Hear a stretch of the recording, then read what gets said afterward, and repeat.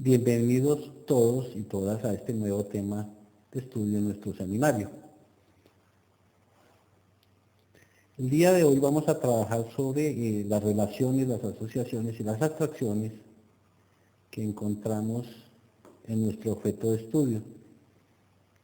Cuando hablamos de relaciones, asociaciones y abstracciones, estamos mirando con naturalidad sobre la base de la epistemología económica y sobre la base de la epistemología de las ciencias sociales, esos elementos constitutivos de vital importancia para asociar los diferentes actores en un escenario como el colombiano con los fenómenos, en este caso, económicos, desde la perspectiva general, macroeconómicos desde la perspectiva de los agregados, microeconómicos desde la perspectiva de las empresas, de las familias y del Estado, y de economía internacional desde la perspectiva de el relacionamiento que se da a nivel de la globalidad.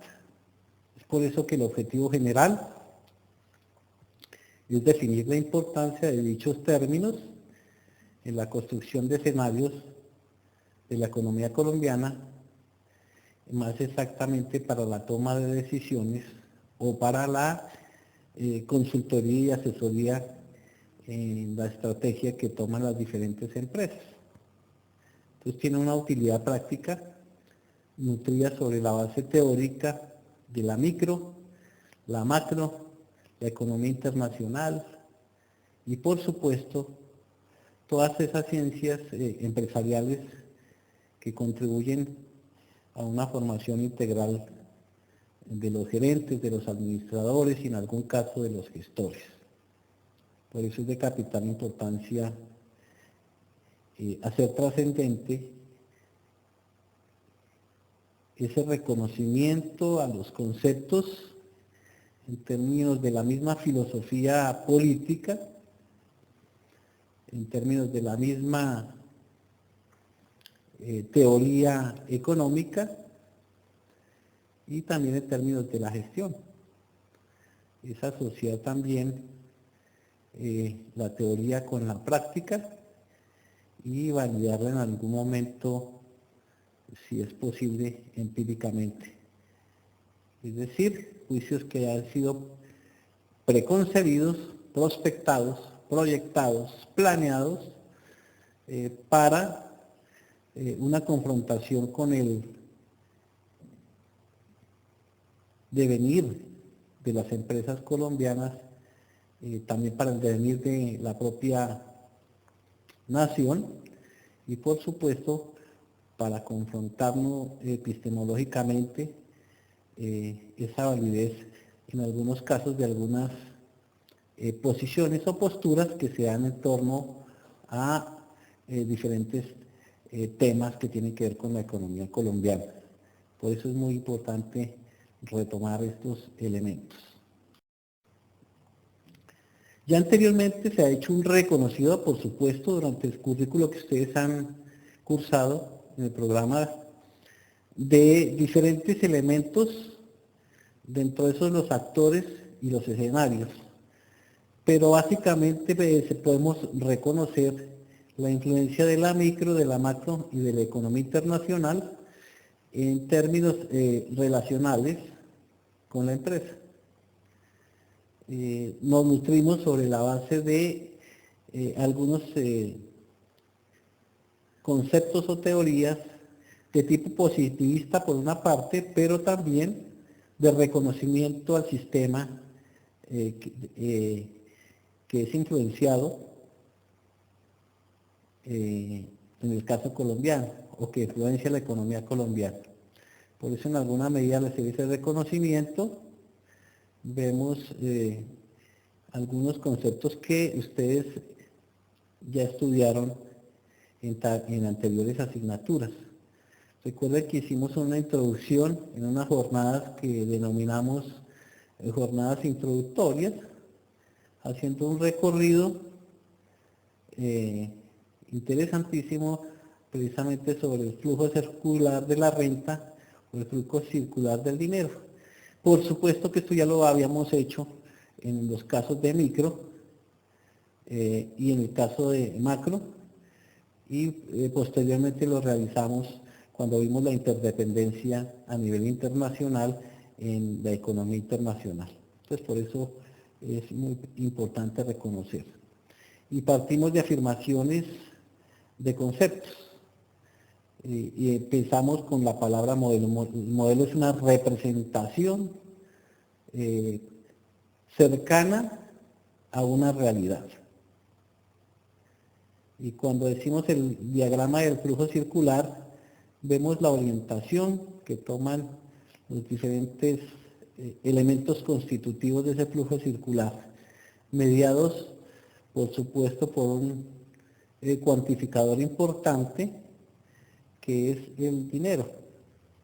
Todas estas relaciones se dan sobre la base de relaciones cuantitativas, más allá de las mismas cualitativas en términos de dinero. Y hemos visto en micro cómo interactúan los hogares y las empresas con una mediación también del Estado. También vimos la composición de algunos tipos de mercado, pero en términos también de los grandes agregados lo apreciamos en la macroeconomía. Y vimos las relaciones de países, vimos las diferentes ventajas comparativas, absolutas, relativas, en términos económicos, y cómo los países, dependiendo de una posición en el mercado o de un contexto en el mercado, negocian, además de una calificación que reciben por parte de las agencias calificadoras. Entonces eso lo hemos visto en alguna medida con una gran profundidad, y por supuesto que considero que ya está claro. Pero más allá de eso, vamos a asociar todas esas teorías y todos esos conceptos en algunas realidades, a pesar de que vamos a hacer abstracciones sobre nuestro objeto de estudio. Es así que hacemos un reconocimiento a esa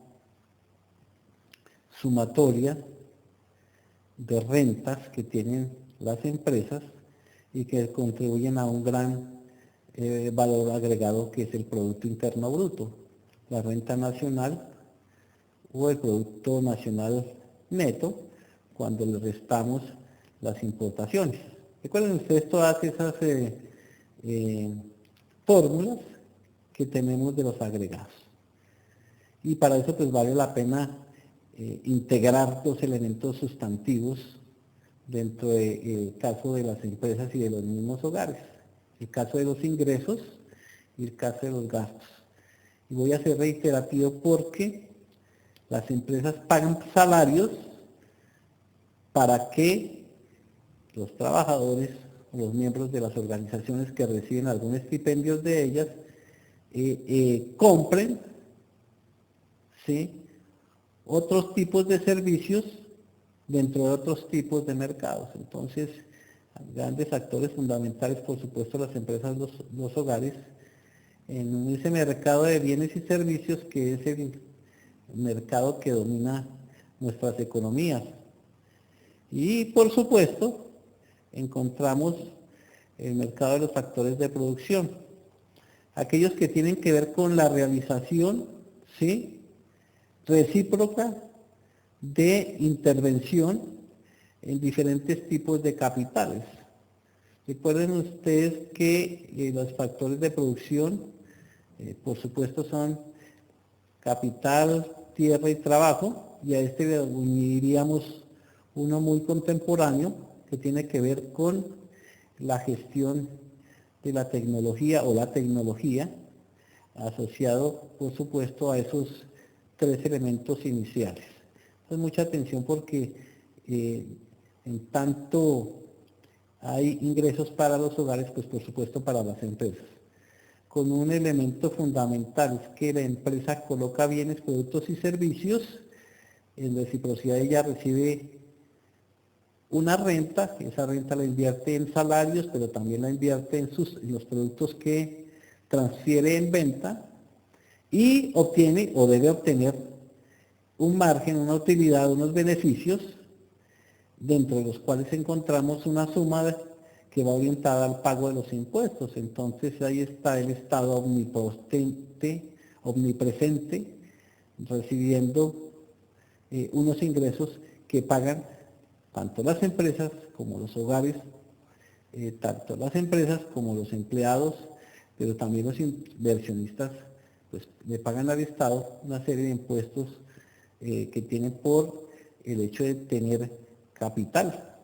Es decir, cuando se hace la declaración de renta y patrimonio, pues por supuesto unos ingresos se pueden derivar de salarios, pero hay otros ingresos que son del patrimonio que tiene la persona y se pagan sobre la base de eso los impuestos. Asimismo, a veces hay unas retenciones en la fuente por utilidades generadas en otras actividades diferentes a las laborales. Cuando una persona tiene inversiones financieras, por supuesto que le hacen una retención a las utilidades. Las retenciones, ustedes lo saben, no son impuestos.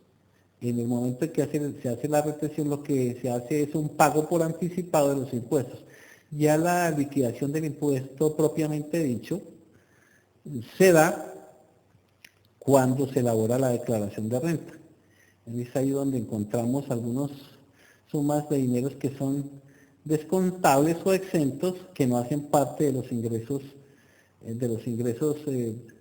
netos, sino que hace parte de los ingresos brutos. Los ingresos netos son el resultado de la suma total de ingresos menos las exenciones y menos los impuestos en algún momento descontables, menos la retención en la fuente. Eso para que lo tengamos, por supuesto, en cuenta.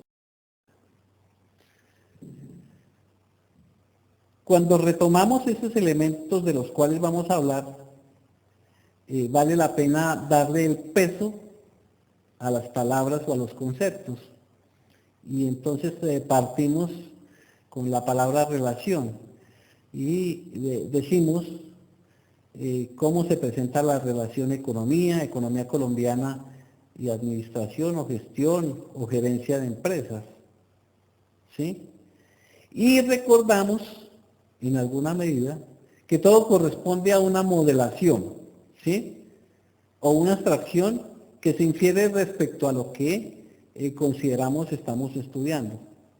Por eso decimos que esa relación alude a la existencia de una conexión entre dos o más entes, en este caso, las categorías citadas, entre ellos y otros por hechos y circunstancias.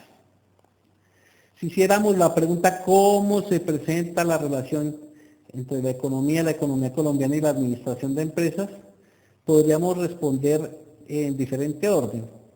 Pero si damos un orden epistemológico, lo correcto sería que es una relación sistémica, estructural, funcional, de circulación e integrativa, donde encontramos un orden o composición articulada, donde se hace esa relación in-out, insumo-producto, con la lógica de los agregados económicos. Fíjense que aquí cuando retomamos la palabra economía y economía colombiana y administración de empresas, lo estamos haciendo desde la perspectiva de la economía de los agregados, o sea, de la macroeconomía.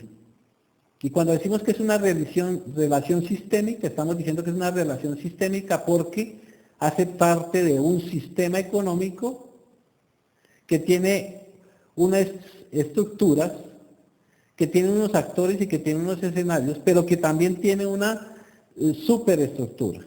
Y cuando hablo de superestructura estoy hablando de la parte legal, de la parte normativa. Entonces una revisión a la Constitución Política de Colombia nos dice que Colombia es un sistema económico de tipo capitalista, ¿sí?, que tiene determinadas normas en términos de la economía, que tiene determinados entes que reglamentan el flujo de bienes, productos y servicios, y que adicionalmente todo está normado, reglamentado o hace parte de esa superestructura. Cuando uno habla de sistemas, recuerden ustedes, los modelos sistémicos simplemente son estructuraciones articulados, ordenados y documentados que permiten el cumplimiento de una serie de objetivos. En este caso es un objetivo, por supuesto, económico. Pero además se dice que es una relación estructural, porque encontramos diferentes estructuras, grandes, medianas y pequeñas, pensando en la empresa, gran empresa, pequeña empresa, microempresa, MIPYMES, etc. ¿Sí?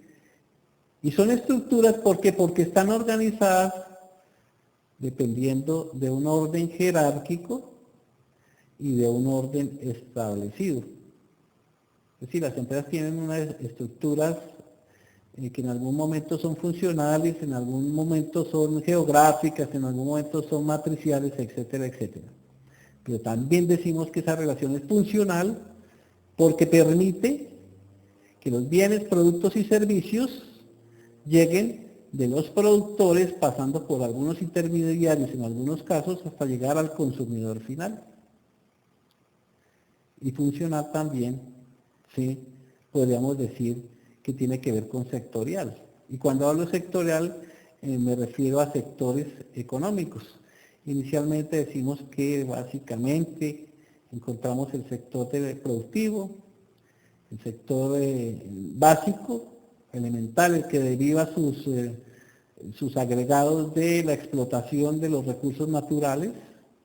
Encontramos el sector de la producción, el que tiene que ver con la intermediación de fuerzas laborales, pero también con el relacionamiento con el proceso de producción, dando agregados en términos de sumatoria de insumos para llegar finalmente a productos que van orientados hacia el consumidor. Y también es una relación de circulación porque define cómo los productos llegan finalmente, ¿sí?, a los usuarios consumidores o consumidores. Pero adicionalmente, y en esto sí es muy importante, no es en cierta medida totalmente funcional, sino que se integra, ¿sí?, por medio de eso que llamamos nosotros composición articulada, ¿sí? Y toda esa producción que se da dentro de la economía colombiana en términos cuantitativos va a los agregados económicos, y es lo que consideramos la renta nacional, el Producto Interno Bruto, ¿sí? Mucha atención porque esa relación insumo-producto agrega valor, y cuando en las empresas se llama de valor agregado, estamos diciendo simplemente es que hay unos beneficios adicionales o unos insumos adicionales para que se llegue al producto final. Ya teniendo claro que es una relación, porque la relación es la existencia de una conexión entre dos o más entes, pasamos al tema que tiene que ver con esos agentes, ¿sí? Por eso vale la pena también hacer énfasis en qué ocurre en esos dos tipos de agentes. Cuando hablamos de las unidades de producción estamos hablando de las empresas, ¿de acuerdo? Y cuando hablamos de los agentes de las unidades económicas de consumo hablamos de los hogares y familias. Dicho lo anterior, hay un reconocimiento, que lo vimos anteriormente, por supuesto en esos mercados de bienes y servicios y de factores. En términos generales, ¿de qué se trata? De que mirándolo de lo particular a lo general, en términos de epistemología económica, vemos cómo se va integrando, ¿sí?, en esa economía nacional, ¿sí?, todos los valores que dan las diferentes empresas, pero adicionalmente la producción nacional se integra a una economía internacional que sería la que tiene que ver con lo que vemos en la balanza de pagos, en la balanza cambiaria y en la balanza comercial. Es decir, lo que tiene que ver con los cuantificadores de las importaciones y de las exportaciones. Ya en el plano empresarial, pues ustedes saben que las empresas lo que buscan es maximizar beneficios, ¿sí? Agregando valor a sus procesos productivos o comerciales o los dos al tiempo, ¿sí? Sobre la base de que la naturaleza de la administración, esa que hemos visto de tanto tiempo, la planeación, la organización, la dirección y el control, buscan que hayan procesos coherentes y también sistémicos para llegar al cumplimiento de objetivos también cuantitativos. Entonces, cuando hacemos una planeación estratégica en nuestras empresas, en nuestras unidades estratégicas de negocio, lo que estamos haciendo es que las áreas funcionales estén orientadas hacia el cumplimiento de unos objetivos definidos previamente en la planeación. ¿Sobre la base de qué? De un estudio previo que hemos hecho del contexto y de los mercados en los cuales estamos participando.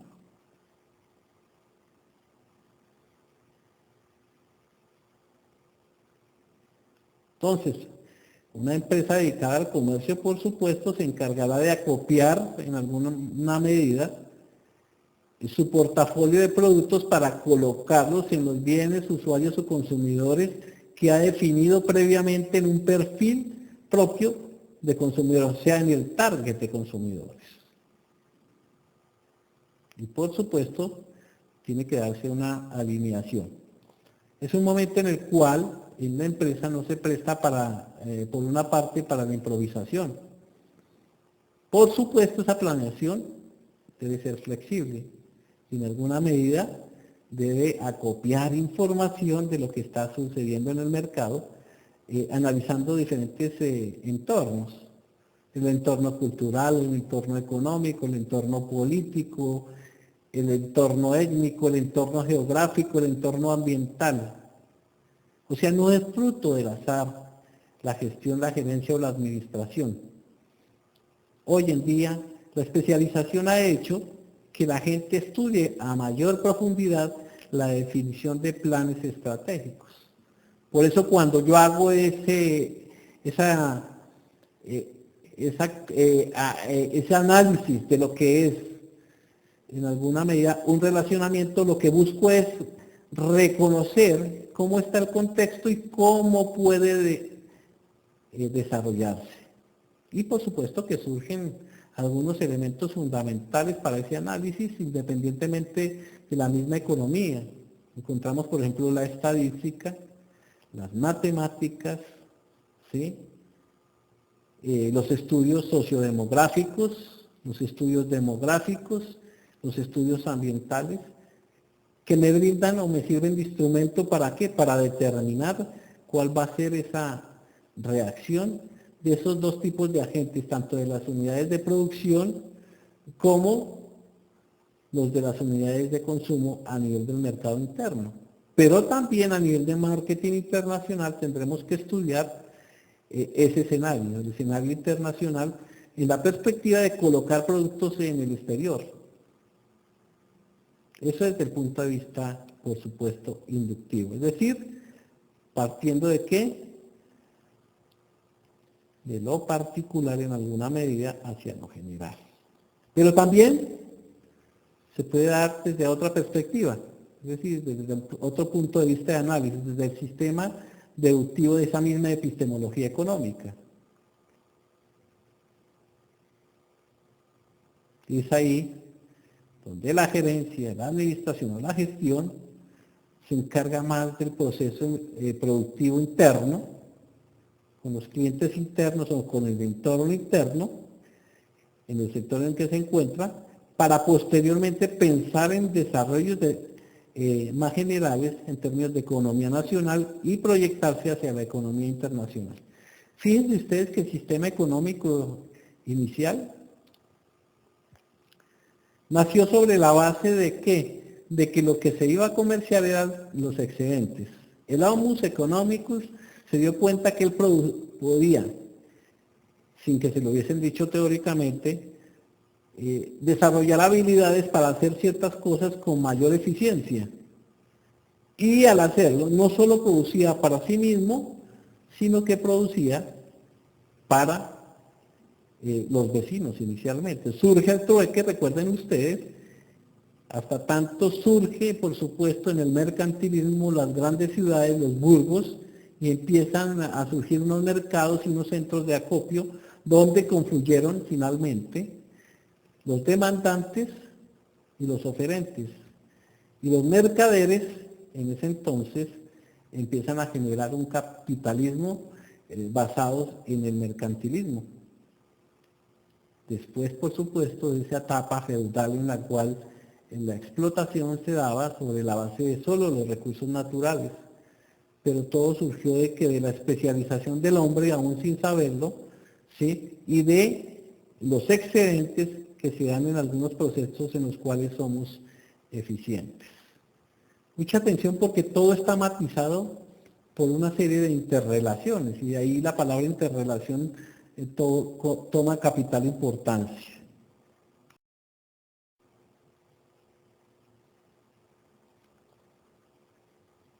Y surge una nueva respuesta, si uno puede decir así. ¿Cómo se presenta la relación producción, distribución, consumo y administración de empresas? Fíjense que la relación es un poco diferente y es escalar en cierta medida, ¿sí? Escalar en términos de que la empresa productora de primer nivel entrega a otras posiblemente la distribución o no, pero deja en manos también del consumo el desarrollo de sí misma. Entonces también hay una modelación. Y cuando hablo de modelación es una representación mental, ¿sí?, de cómo funcionan estas categorías sobre la base de un elemento central que es la relación. Entonces, cuando uno habla de producción, más allá del enfoque de producción definido en el marketing, que dice que lo que se busca es el mayor número de unidades producidas para producir desarrollo organizacional, más allá de ese enfoque, se pensaría en que un producto que tiene gran demanda, por supuesto, necesita maximizar el número de unidades producidas, con un atenuante, por supuesto, que es la realidad del mercado. Cuando un producto es de éxito, por supuesto, la competencia se da cuenta de los indicadores en los balances de la misma compañía y saca productos sustitutos para competir por la participación en el mercado. Es decir, una vez usted ha definido el target, ¿sí?, no le va a pertenecer a usted solamente, sino que van a llegar otras empresas, ¿sí?, con productos similares, genéricos, casi iguales, diferenciados a veces solo por la marca, ¿sí? O diferenciados los otros, los que llegan en segunda instancia, por el precio. El que llega primero a la invención, a la innovación, a la recuperación de sus costos de investigación, ¿sí?, pues por supuesto tiene que recuperar esos costos en que incurrió. Tiene que amortizar esos gastos de investigación. ¿Cómo? Con el precio de ingreso al mercado, con el precio de colonización al mercado. Y por supuesto, quien no incurrió en esos costos de investigación, pues puede dar sus productos a un más bajo costo. Y ahí viene una disputa del mercado en términos de precio. Pero no siempre el ganador es el que tiene menor precio. Ya hoy el consumidor también, el contexto del consumidor ha cambiado. Antes el bajo precio movilizaba la demanda. Hoy en día es un poco compleja esa decisión, ¿sí? Salvo casos excepcionales, en algunos segmentos de la sociedad, la gente a veces prefiere la calidad, así implique un mayor costo de un producto aparentemente igual o sustituto o genérico. Entonces, en ese sentido, a veces la marca es importante porque la marca representa también en la economía un posicionamiento, ¿sí?, un reconocimiento, un know-how, ¿sí?, es decir, cómo se hacen las cosas. Y dependiendo de esa relación de producción, por supuesto, también encontraremos la distribución. Ahí tendremos que ver en alguna medida también los tipos de productos que se coloquen en el mercado, ¿sí? Porque un producto que se caracteriza, por ejemplo, por tener poca intervención humana y que es manufacturado a veces costoso, también tiene una representación mental para el comprador diferente.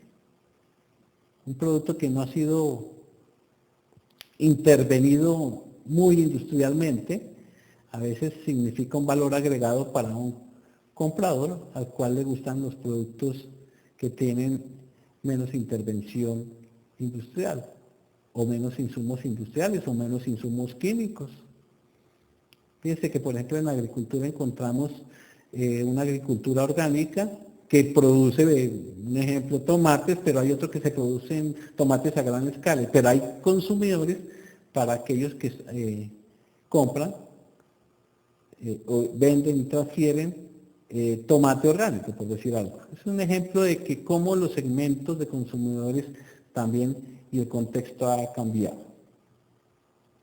Y en esa relación de producción, distribución, consumo y administración de empresas, en primera instancia están las empresas, dependiendo en algún momento del sector económico. Y volviendo al tema de cómo se presenta esa relación, y volviendo a los mismos argumentos anteriores, en esa definición de relacionamiento entre entes, encontramos que esta relación es sistémica,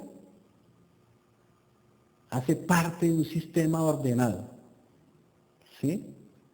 Estructural, porque pertenece a estructuras tanto sociales como empresariales, ¿sí? En algunos momentos sindicales, cuando tienen intervención y fuerza en un mercado específico, o en algún momento también estructurales en términos de un gremio o de un sector económico.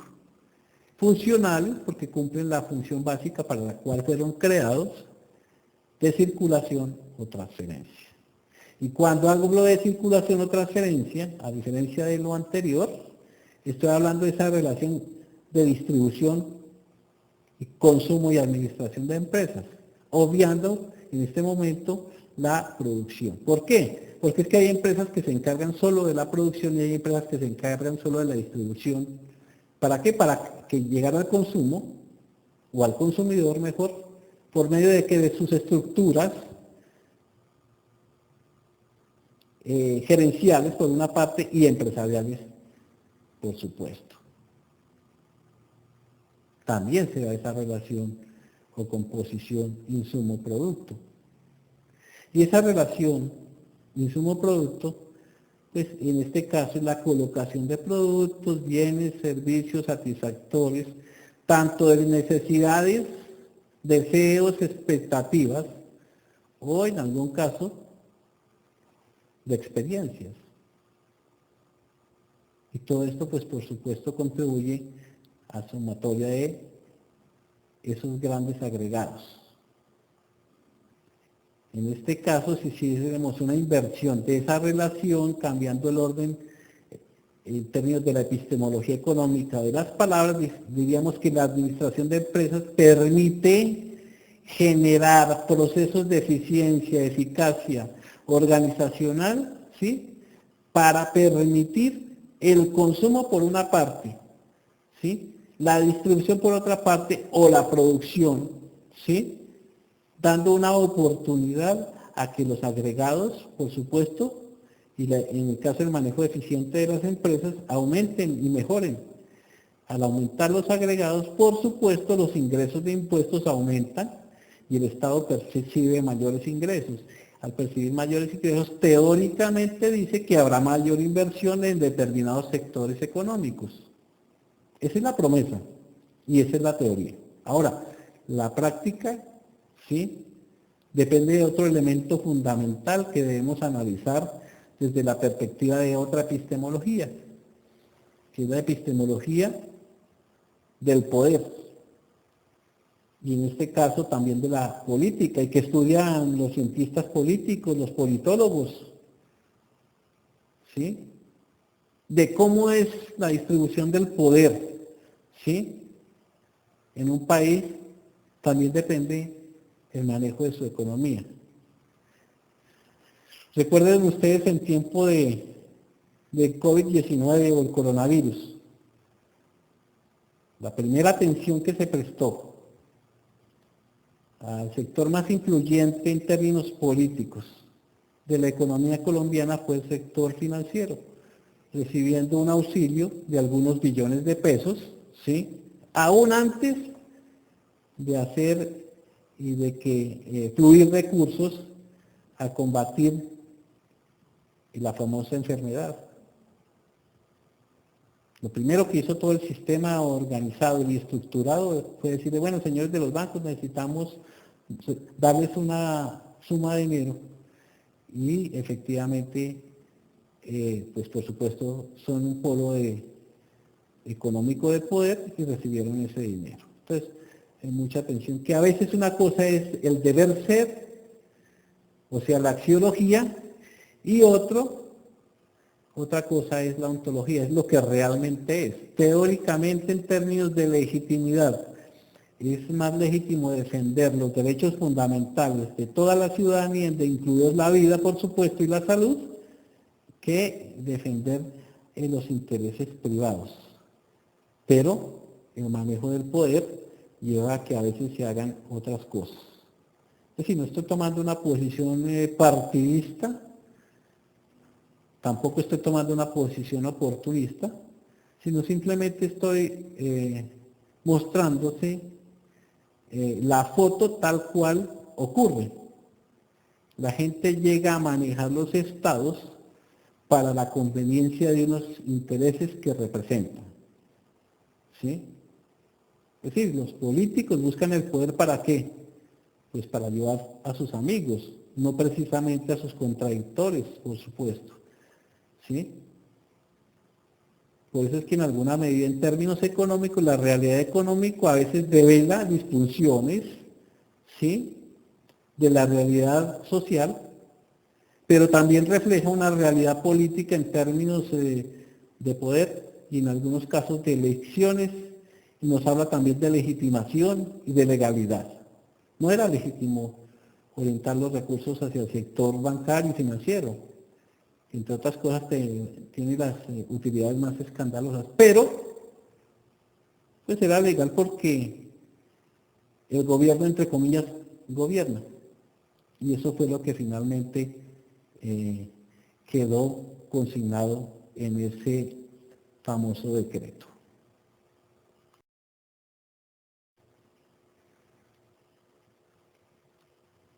Por eso es que es muy importante hacer un reconocimiento también desde la perspectiva de la misma empresa, en este caso, de la ciencia económica que la estudia, que sería la microeconomía, junto con, por supuesto, las familias, la teoría del consumidor.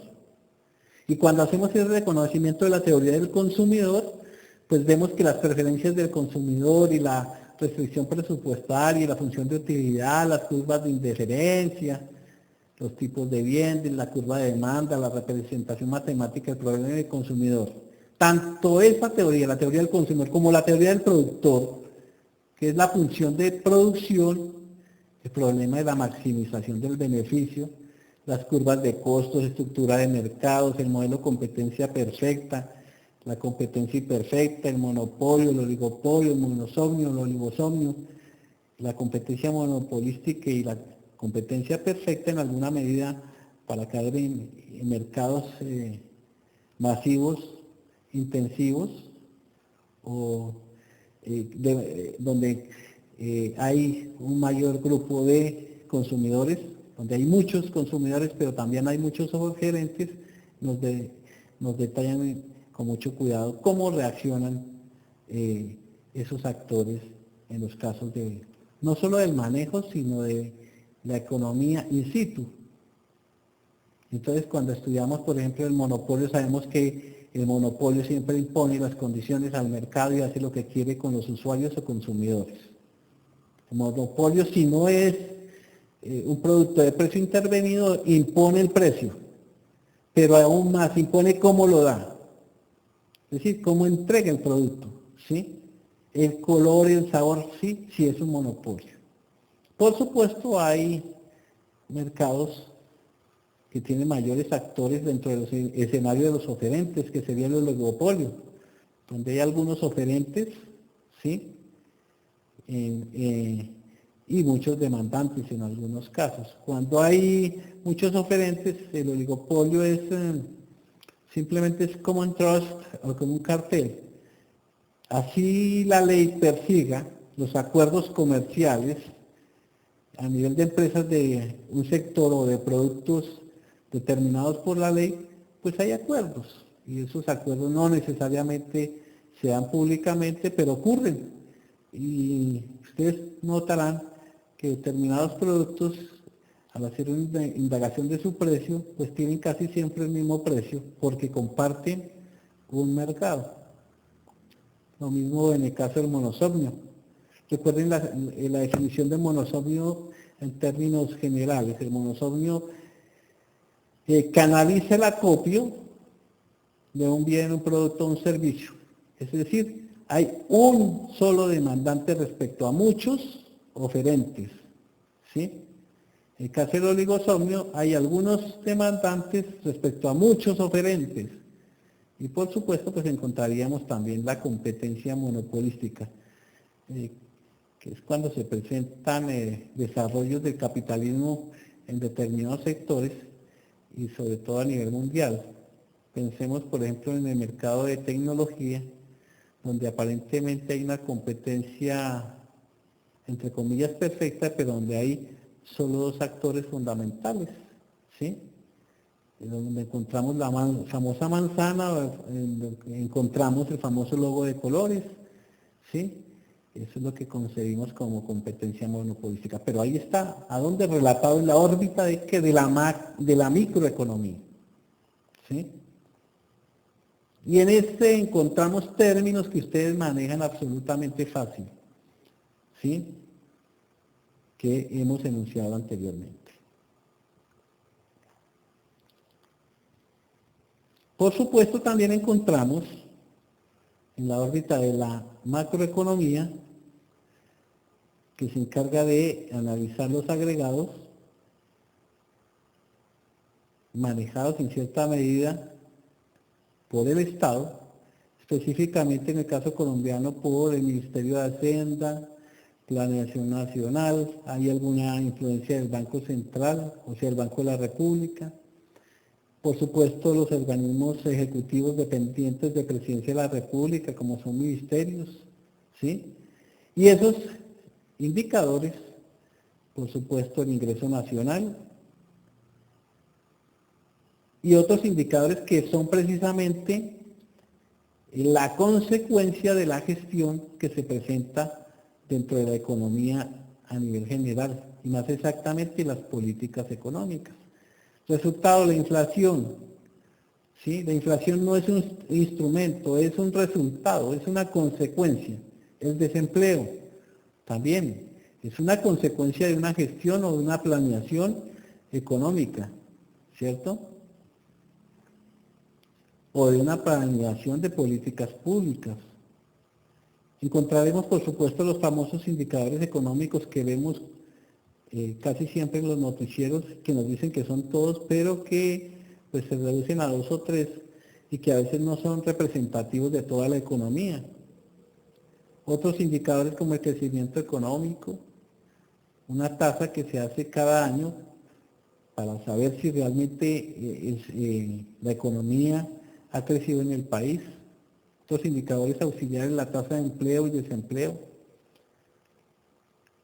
Otros ya más instrumentales para el Banco de la República, como es la tasa de interés, y otros, por supuesto, reunidos respecto a eso, la misma inflación, el manejo de la econometría, los agregados económicos, el Producto Interno, etc. Entonces, la macroeconomía en cierta medida tiene muchos elementos o términos técnicos, pero en definitiva son los grandes agregados.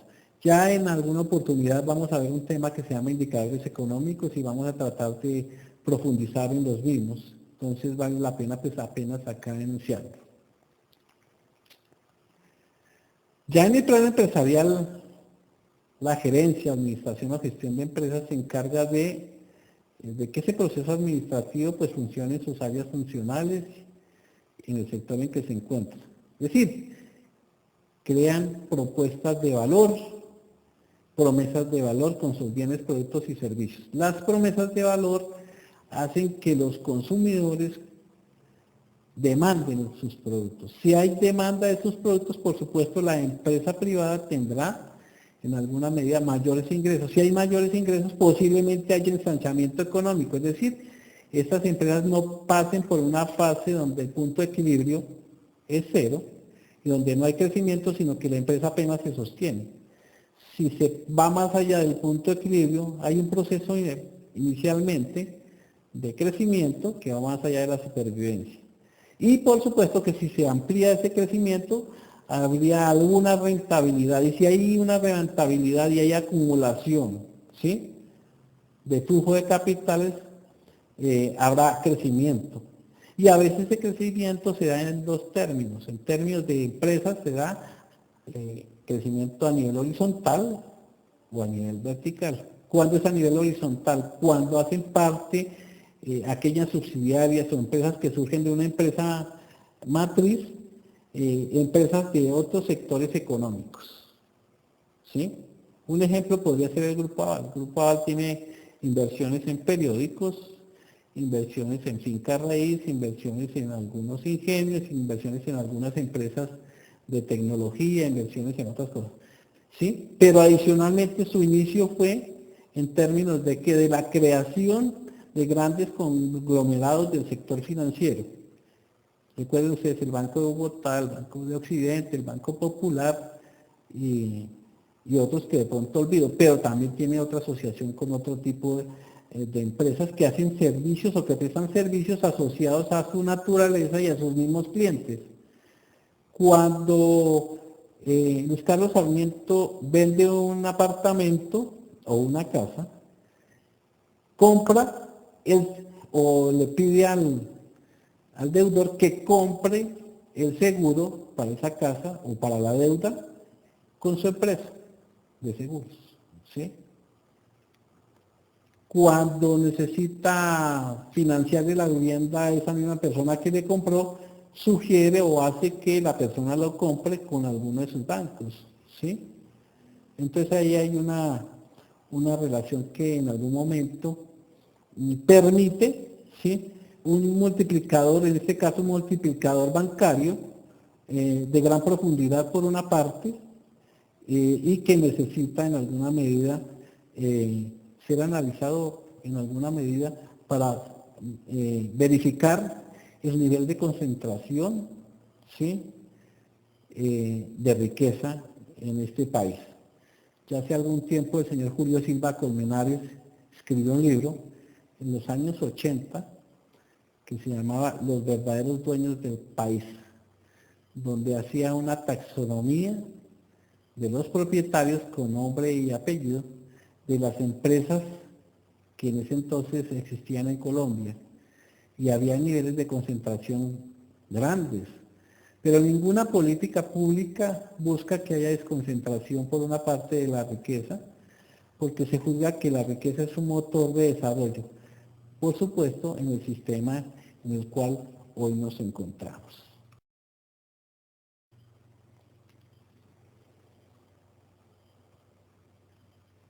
Por supuesto que hemos estudiado el Producto Interno Bruto anteriormente. Entonces, cuando decimos asociar la relación respecto de la empresa y por supuesto a la administración, podemos pensarla integrada en términos de una afectación real y de agregados. Para esto, pues por supuesto hacemos las representaciones o modelaciones de diferente tipo en el pensamiento que creo en mi mente. Cuando hablo de representaciones, que yo pienso cómo se reaccionaría. Y cuando hablamos de asociación también definimos ese término. Es que establecer una abstracción entre conceptos, en este caso el PIB y la empresa, que tienen algo en común o entre las cuales existe un tipo de implicación intelectual o sugerida. En este caso la implicación, por supuesto, es económica. Es así que sabemos que el PIB es el valor de los bienes y servicios finales producidos por la economía de un país en un periodo dado, por supuesto, casi siempre es en un año fiscal, que inicia en octubre y termina en septiembre, y que estos bienes y servicios son producidos, colocados en oferta y transferidos en propiedad por las empresas, se da una articulación, planificación en la órbita del Estado y planeación en la órbita de las empresas. Dos términos que ustedes utilizan mucho y que a veces los consideran sinónimos, pero que con mucho respeto voy a aclarar. Planificación es todo aquello que tiene que ver con políticas públicas de los estados, ¿sí? Y planeación es la que tiene que ver con la órbita de las empresas. Y claro, alguien me dirá, no, pero es que yo he visto libros que dicen planificación estratégica. Sí, desafortunadamente los que hacen las traducciones de los libros que hacen parte del mercado bibliográfico en la administración no necesariamente son expertos en economía, en ciencias sociales o en administración. Hacen a veces traducciones de tipo literal. ¿Sí? Entonces la planificación tiene que ver con el Estado, que eso les quede grabado en la mente. Lo que tiene que ver con la planeación en la órbita de las empresas. Y en esa planeación, por supuesto, es desarrollar o pensar o abstraer futuribles, ¿para qué? Para definir acciones a realizar y definir objetivos para realizar por parte de la empresa. ¿Para qué? Para cumplir no solo con los objetivos cuantitativos que se han definido en esa fase del proceso administrativo, sino, si es posible, ir más allá. ¿Para qué? Para que haya rentabilidad, y si se acumula mucha rentabilidad, haya crecimiento tanto de la empresa y por supuesto del sector. En ese sentido, el sector público y el sector privado intervienen en el aparato productivo y la productividad. Pensemos cuál puede ser una intervención del sector público. Cuando dice vamos a dar un subsidio por cada una de las viviendas de interés social construidas por la empresa X o por cualquier tipo de empresa. Entonces, ¿qué hace? Intervienen en el aparato productivo, ese que transforma insumos de la construcción en casas. Y por supuesto eso genera crecimiento no solo sectorial del sector de la construcción, sino el que tiene que ver con insumos que tengan que ver con la construcción y que tienen que ver con los servicios profesionales, los ingenieros, los arquitectos, los diseñadores, ¿sí? Y por supuesto de todos los sectores. Por eso en política pública alguien dice que no hay nada que haga crecer más y que genere más empleo que la construcción. Tiene sus defensores, por supuesto, y claro, también sus detractores, porque en la medida en que crecen las unidades de cemento, pues hay problemas de tipo ambiental. Pero ese no es el debate acá. Acá el debate es de que hay una reproducción ampliada del capital. Si hay reproducción ampliada del capital, hay una afectación real dada, ¿por qué? Por la productividad. Y finalmente, pues se contribuye porque se crea un agregado nacional. Y ese es uno de los elementos fundamentales de que cuando hay crecimiento económico y cuando hay crecimiento de las empresas y cuando hay más Producto Nacional Bruto, Producto Interno Bruto y renta nacional, se da una afectación positiva a la competitividad del país, con el referente de que esa competitividad no solo es medida, ¿sí?, a nivel interno, sino que la miden a nivel externo, y de ahí se deriva la clasificación que tenemos en las agencias certificadoras y calificadoras para posibles créditos tanto al país como a las empresas del país, es decir, al sector privado y al sector público en términos de esos grandes organismos internacionales de crédito. ¿Sí?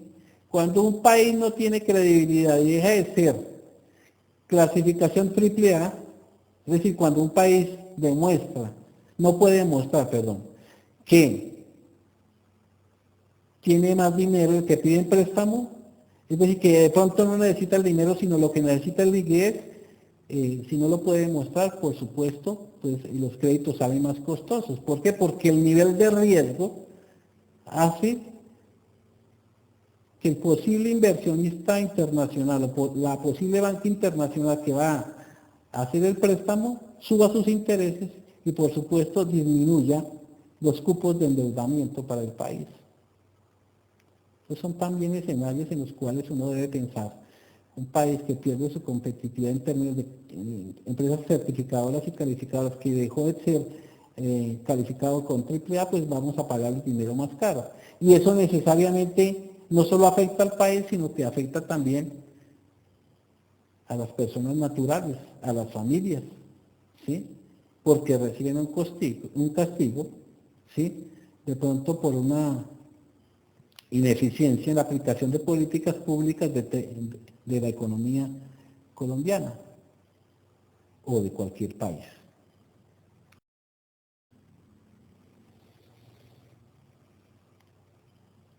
Dicho lo anterior, vale la pena pensar o analizar cómo el sector público, como conjunto de agentes del gobierno, incide en la producción, en la distribución y consumo de bienes, productos y servicios.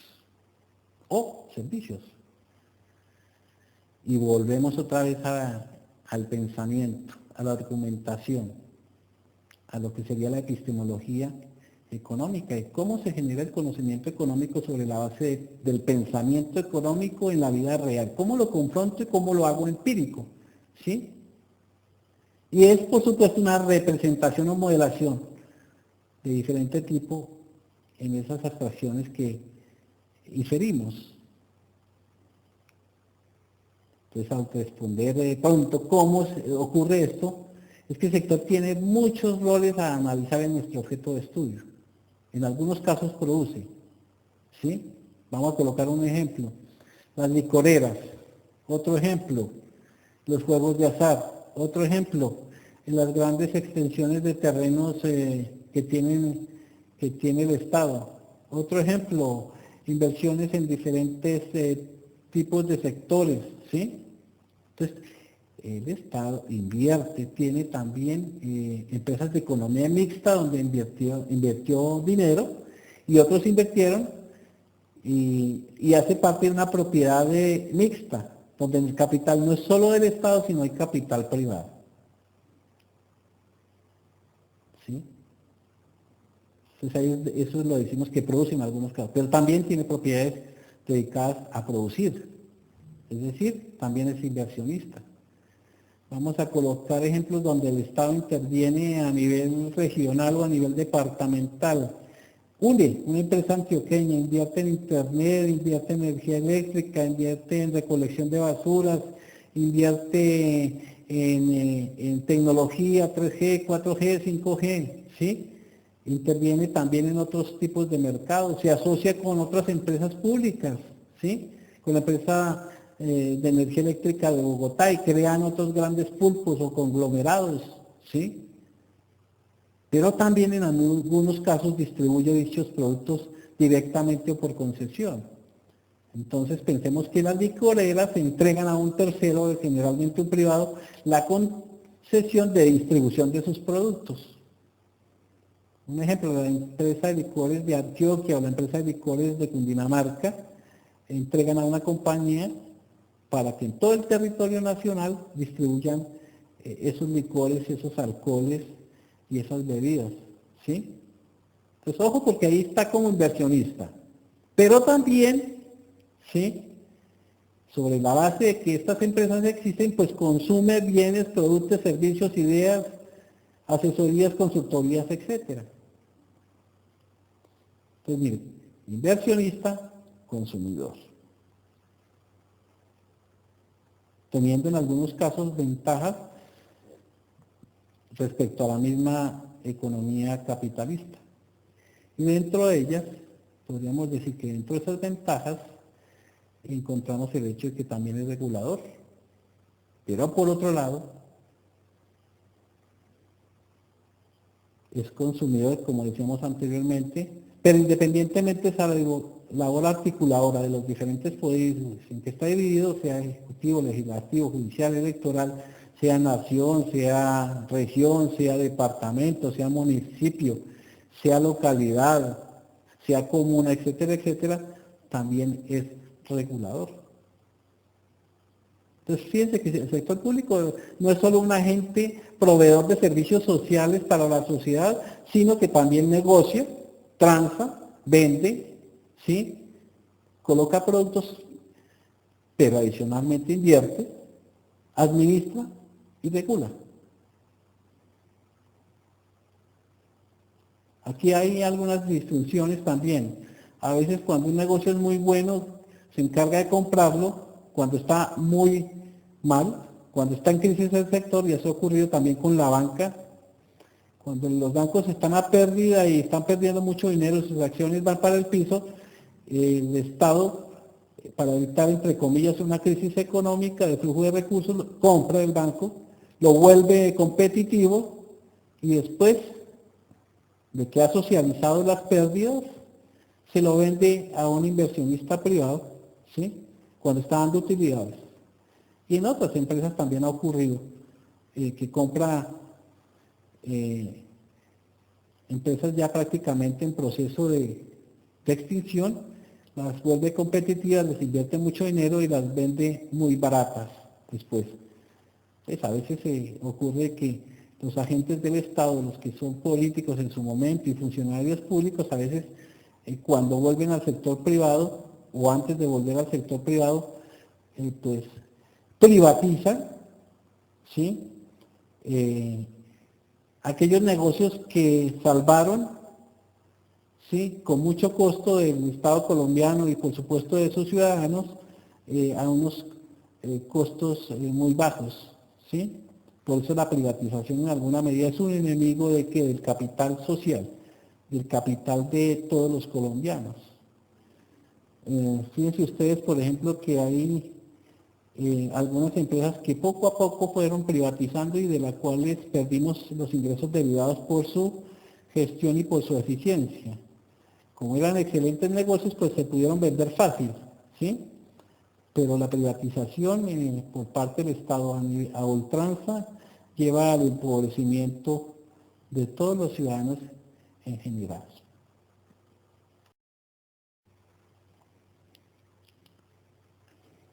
Y ahora nos encontramos con el contexto nacional e internacional, así como las inferencias respecto a la inflación, el empleo y sus consecuencias. Vivíamos antes aislados del mundo, estaría hablando de los años 60, inclusive 70. Ya después entramos en los años 90, después de unas reformas estructurales que tuvo el gobierno de Virgilio Barco antes del gobierno de Gaviria, donde hubo una reforma cambiaria, una reforma tributaria, una reforma estructural, una reforma del comercio exterior y nos orientamos, por supuesto un poco tarde, a ingresar al escenario de las importaciones y las exportaciones en esa internacionalización de la economía para la cual no estábamos preparados, en la cual nuestras compañías eran ineficientes y por supuesto hubo mucha desaparición de ellas. Recuerdo yo que en los años 70, 75, 80, ya llegando, bordeando el 85, había el solo consumo de, por colocar un ejemplo, de una salsa de tomates y de una mayonesa, para centrarme en dos productos de consumo masivo.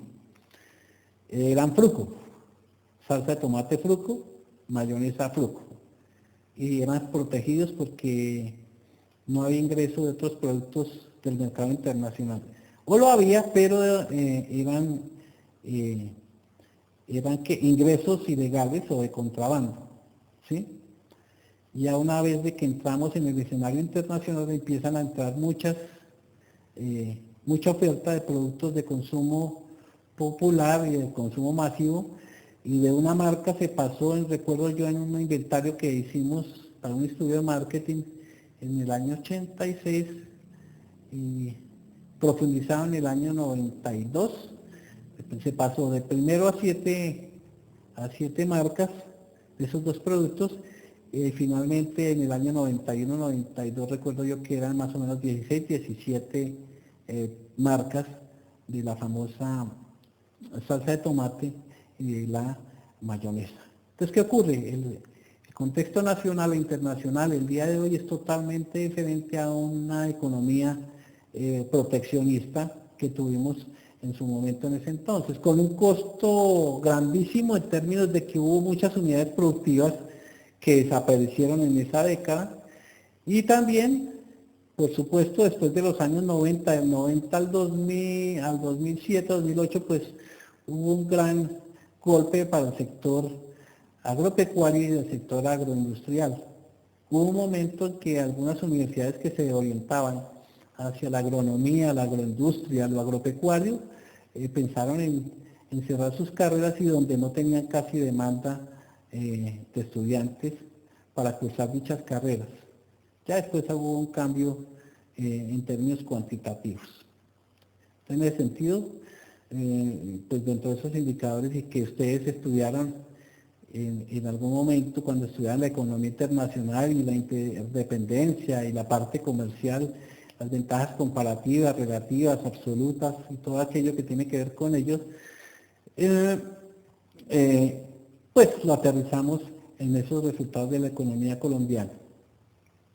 Hemos tenido, por supuesto, unos años de crecimiento que bordean entre el 3.5 y el 4.2, por supuesto, pero ha sido de todas maneras crecimiento en América Latina como indicadores dentro del manejo metodológico de esos indicadores, con algunas dudas, por supuesto, porque a veces esos manejos obedecen también a la búsqueda de un reconocimiento por parte de los ciudadanos de la gestión de los presidentes o de su grupo de manejo del gobierno.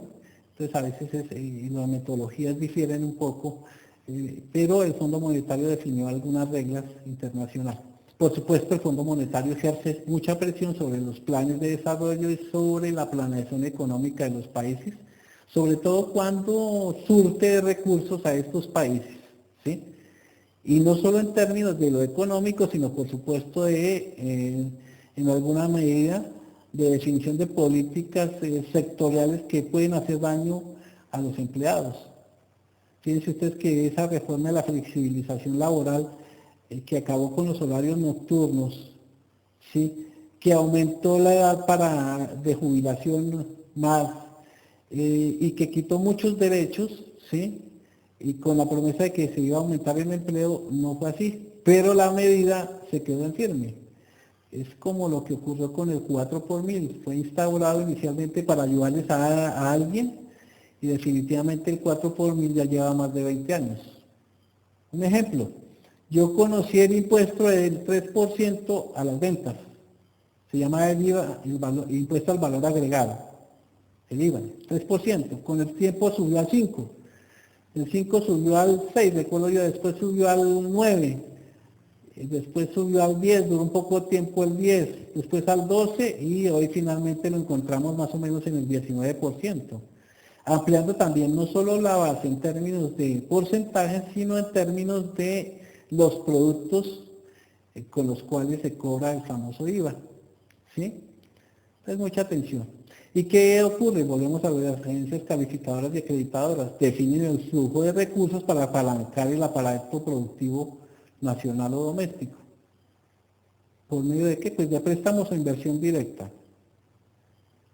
También para gastos de inversión, sostenimiento, funcionamiento y para el mismo servicio de la deuda. Es decir, nosotros pedimos a veces plata prestada para pagar la plata que debemos.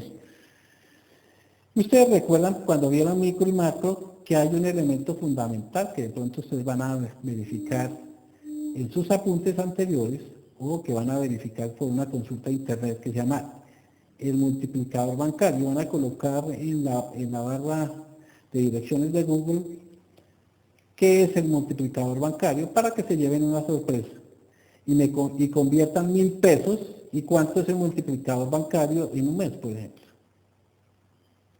Entonces ahí es cuando uno dice, caramba, esto tiene su forma de abordar desde la perspectiva del análisis, del pensamiento económico, para la definición de políticas públicas en algunos casos, pero también para la definición de estrategias y planes de desarrollo empresarial o planes estratégicos, sea de un área funcional, por ejemplo marketing, o sea de la misma empresa.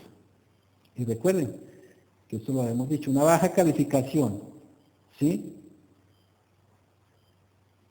Por parte de esas agencias certificadoras y acreditadoras implica unos mayores costos financieros, tanto para el país como para las empresas privadas y por supuesto para los ciudadanos que se encuentran en la base de la sociedad. Y esto genera un desequilibrio en la balanza de pagos y también en la balanza de divisas, ¿sí? Recuerden, divisa es cualquier tipo de moneda.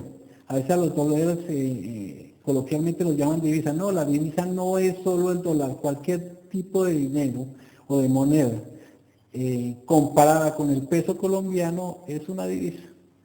mucha, pero mucha atención a estos elementos a tener en cuenta. Hay una recomendación especial, si ustedes quieren profundizar un poco en el análisis de estos temas, pues recomendamos algunas referencias bibliográficas. Ustedes ya han hecho lecturas de muchos de ellos, a veces vale la pena hacer una relectura, acudan a sus apuntes, a sus bitácoras, a todos esos documentos que ustedes ya han consultado para esos trabajos de micro, macro y de economía internacional y de otras asignaturas que tienen que ver con el tema. Pero me parece que hay a nivel general, sin que sea tampoco un texto muy, pero muy importante, el libro de Introducción a la Economía Colombiana. Hay uno de Urrutia, Un siglo de crecimiento económico, que tiene un elemento fundamental, es que puede ver uno fácilmente cómo se va desarrollando esa economía colombiana en un siglo desde la perspectiva de los números, de análisis cuantitativo, y en lo cual ustedes son muy dotados por el conocimiento. Es un libro excelente. Por supuesto, vuelvo y me repito, así no considere que todos los temas del señor Gregory Mankiw son de lo mejor, pero sí tiene algunos elementos que vale la pena tener en cuenta. Vale la pena tener en cuenta al señor Gregory Mankiw. Además, ustedes tienen el libro que les envié, entonces vale la pena que lo tengan en cuenta. Otro que es importantísimo, el comercio exterior colombiano en el siglo XX, con Robinson y Urrutia, donde hace un análisis cuantitativo, ¿sí? Este es como una revisión a lo anterior, pero vale la pena, pues por supuesto, analizarlo. En alguna medida, no sé si todavía esté en el Banco de la República, pero valdría la pena verificar, porque en Borradores, que es una publicación del Banco de la República, en 358 estaba hace muy poco tiempo. Y hay uno del señor Carlos Caballero Argáez, La economía colombiana del siglo XX, que también en el capítulo 7 y 8 creo, que vale la pena que lo analicemos y lo veamos. Por supuesto, señores, muchas gracias por su atención. Ha sido un placer haber estado con ustedes el día de hoy analizando un tema que vale la pena pensar con mucho detenimiento. Pensar, eso es uno de los objetivos fundamentales, generar pensamiento, más allá del llegar a investigaciones ya realizadas y tomarlas a veces sin acreditar sus fuentes. El objetivo es generar pensamiento, conocimiento, epistemología, generación de conocimiento, en este caso a nivel económico. ¿Para qué? Para prestar un excelente servicio en el sitio en que nos encontremos. Feliz día.